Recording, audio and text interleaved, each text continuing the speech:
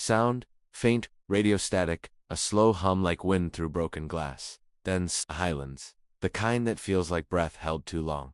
Visual, black and white footage of an airfield swallowed by morning fog. The faint outline of Spitfires glistens under a gray, uncertain sky. Narrator.com, reflective. It began with a whisper not of wind, nor of fear, but of recognition. On a morning in late 1943, as British pilots prepared for another sortie over occupied Europe, the static on their radios began to shift. What had been background noise, the dull, endless hiss of the ether, suddenly carried something impossible. It was a voice, familiar, too familiar. Visual, close-up of a pilot's gloved hand pausing over a radio dial. His breath fogs the glass. The faint echo of his own voice emerges through the receiver. The voice belonged to Flight Lieutenant Henry Wallace of the Royal Air Force, except Wallace was hearing it come from the enemy's frequency. His own orders, his own coded call sign, his own tone mirrored perfectly, as though another Wallace sat behind enemy lines, repeating his every word. For a moment, the airfield fell into a silence. No engine could break. The pilots listened. The sound was distant, yet exact, a ghost made of radio waves. Sound, faint, overlapping voices, British and German frequencies blurring together. 2. The men of the RAF 609 squadron, it felt like the sky itself had turned traitor. Their voices, their private language of calsigns coordinates, in clipped code words, were supposed to be invisible, known only to those who shared the air. But on that gray morning, the enemy was not just listening. They were speaking. Back. Visual, an operator in a dim control room, the glow of dials reflecting off his weary eyes. He leans closer to the static. Some said it was a technical fault, a mere echo of frequency. Others whispered it was German mimicry, operators intercepting, recording, and replaying British communications to sow confusion. But for the men who heard their own voices coming from beyond the channel, it was something deeper. It felt like a haunting, as if the war itself had learned how to speak. Visual, slow pan across abandoned helmets lined along a wall, sunlight filtering through shattered glass. By the time the morning fog lifted, the sound had vanished as suddenly as it began. But in the hours that followed, the incident would ripple through intelligence channels from Dover to Bletchley Park. What the pilots heard that morning would soon uncover one of the most sophisticated psychological operations of the Second World War. A hidden war not of bullets, but of sound. Sound, faint Morse beeps, fading slowly into silence. Visual, cut to aerial footage of the English coast. The sea stretches endlessly beneath a dull sky. Narrator quietly. In a war fought with steel and fire, it was the unseen frequencies, the voices carried by the air that held the power to deceive, to unsettle, and to haunt. This is the story of the morning. British pilots heard their own voices echoing across enemy radio. Sound, low, drone of aircraft engines overhead. Intermittent static, the scratch of pencil on paper in a dim operations room. Visual, inside RAF headquarters, maps spread across wooden tables, cigarette smoke curling toward flickering lamps. Narrator measured, historical. In the weeks that followed that strange broadcast, British intelligence began to piece together what had truly happened. At first the reports seemed impossible. Pilots from multiple squadrons describing identical experiences. Their own voices, their own transmissions, echoing back from German frequencies. The phenomenon wasn't isolated to one channel or one day. It was spreading, like a shadow across the airwaves. Visual operators adjusting tuning dials, sweat glistening under lamplight. At Bletchley Park, Britain's code-breaking nerve center, the chatter was urgent.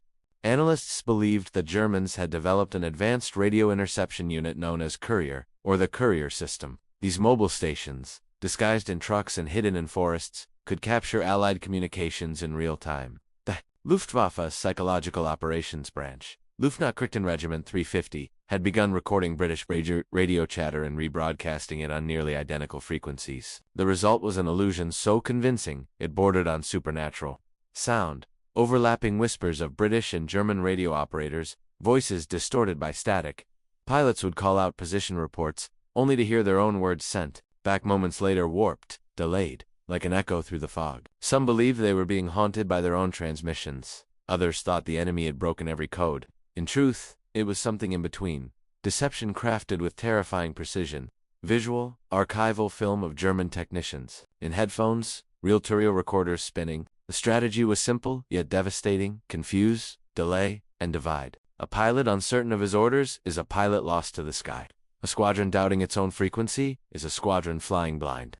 By mimicking British transmissions, the Germans created phantom squadrons, imaginary wings that existed only in sound. There were moments when an entire formation banked toward false coordinates, guided by what they believed was their own command.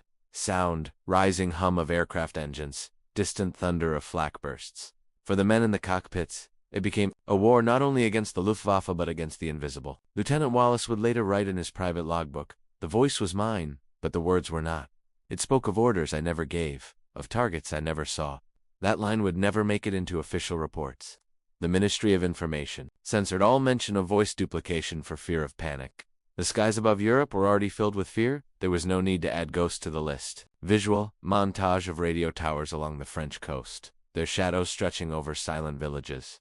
Narrator quiet, reflective. As the war dragged deeper into its third year, the British began to fight back not just with radar and firepower, but with sound.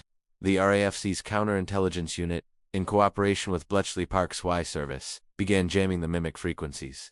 They used bursts of white noise, coded tones, and deliberate misdirections, creating a sonic fog to confuse the deceivers. In one operation, known as Silent Echo, Allied engineers flooded the airwaves with ghost transmissions of their own entire phantom squadrons that didn't exist, baiting the Germans into chasing shadows. Sound, crescendo of overlapping signals. A chaotic symphony of human voices, mechanical static, and machine hum. By 1944, the British had turned the tide of this secret war of sound. The Luftwaffe's psychological edge began to crumble as Allied intelligence mapped, distributed, and destroyed many of the German relay trucks that had once haunted the skies. Yet for many pilots, the damage was already done. The experience of hearing one's own voice, one's own echo from the enemy, left a mark deeper than shrapnel. Visual, close-up of a pilot's worn journal. The ink smudged by rain and fatigue. One veteran recalled it years later with trembling hands. It was as if the sky itself spoke back, as if it remembered us, word for word. Sound, slow. Fade of static, a heartbeat, then silence. Narrator softly. War, they learned, could speak. And when it did, it spoke in frequencies, invisible, merciless, and unforgettable. Visual, dissolved to empty airfield at dusk. Spitfires lined, inquire rows, wind sweeping over grass. The echo would linger long after the war ended, not in official reports or declassified documents, but in the memory of those who had listened and realized that even the air they breathed could be turned against them. Sound, gentle hum, of wind over open fields, fading slowly to static. Sound, faint static, soft as rain on tin. The low hum of an empty hangar. Visual, an abandoned RAF airfield at dawn. Grass grows between cracked runways. The wind moves gently through rusted hangar doors. Narrator low, solemn. Decades later, when the veterans gathered under the gray skies of remembrance, few spoke of that morning. The official records filed it away as radio interference, but those who had heard it, truly heard it, knew otherwise. It was a mirror held up by war, reflecting back their own voices across the void. Proof that in the struggle for control, even sound could be weaponized. Visual, close-up of an old radio on a museum shelf, its dial frozen mid-turn. Dust settles on its casing like snow. Narrator softly, with gravity. Today, in forgotten archives and declassified wartime transcripts, the incident survives only in fragments, stray notes, partial recordings, voices captured between frequencies. Yet for a fleeting moment, the boundary between man and machine, between sender and receiver, had blurred. In that fragile space, the war spoke to itself. Sound, the faint echo of a pilot's call sign dissolving into static. Narrator final, whispering tone. They say the air remembers everything: the engines, the gunfire, the fear, and the words spoken into the void. Perhaps somewhere, even now, the echoes of those British pilots still drift across old frequencies, waiting to be heard again. Visual, black screen, subtle crackle of radio static. A single Morse pulse blinks once, then fades. End title card. The morning British pilots heard their own voices, echoing across enemy radio. World War II documentary. Lost war stories, forgotten soldiers, declassified footage. Sound, static fades to silence.